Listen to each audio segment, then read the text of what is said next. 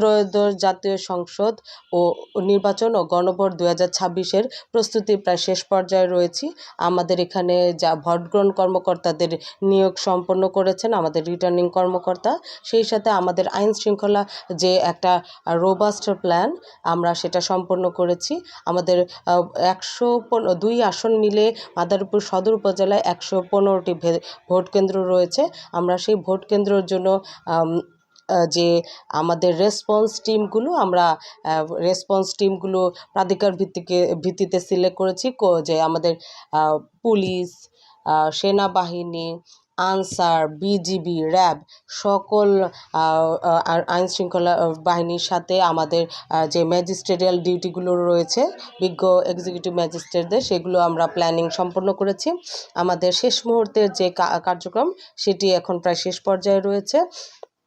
আর আগামীকালকে সকাল মানে হচ্ছে 11ই ফেব্রুয়ারি সকাল থেকে আমরা মালামাল বিতরণ শুরু করব।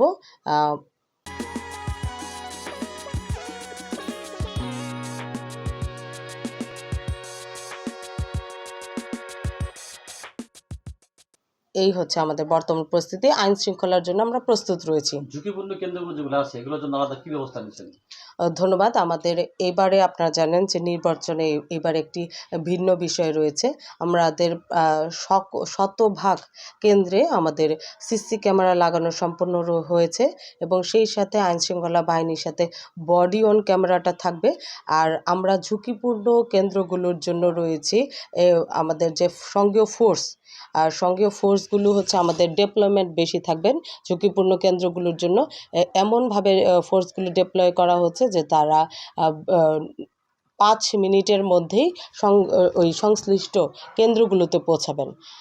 এই প্রস্তুতি আমরা সম্পন্ন করেছি এবং আপনারা জানেন যে এবার ঊর্ধ্বতন কর্তৃপক্ষের নির্দেশনায় মন্ত্রণালয়ের নির্দেশনায় সুরক্ষা অ্যাপটি চালু করা হয়েছে, যেখানে কেন্দ্রে যে প্রিজাইডিং কর্মকর্তা রয়েছেন এবং যে সঙ্গীয় আনসার পুলিশ, তারা ওই অ্যাপটিতে যে কোনো ইনসিডেন্টস ঘটার মাধ্যমে অ্যাপটিতে তারা ইনপুট দিতে পারবেন। সেই অ্যাপটির মাধ্যমে আমরা সরাসরি সাথে রেসপন্স পেয়ে যাব, সংকেত পেয়ে যাব এবং সেই তাৎক্ষণিক ভিত্তিতে যে রেসপন্স টিম কারা আগে ওখানে অ্যাটেন্ড করবেন সেটা আমরা অগ্রাধিকারের ভিত্তিতে সিলেক্ট করে ফেলেছি।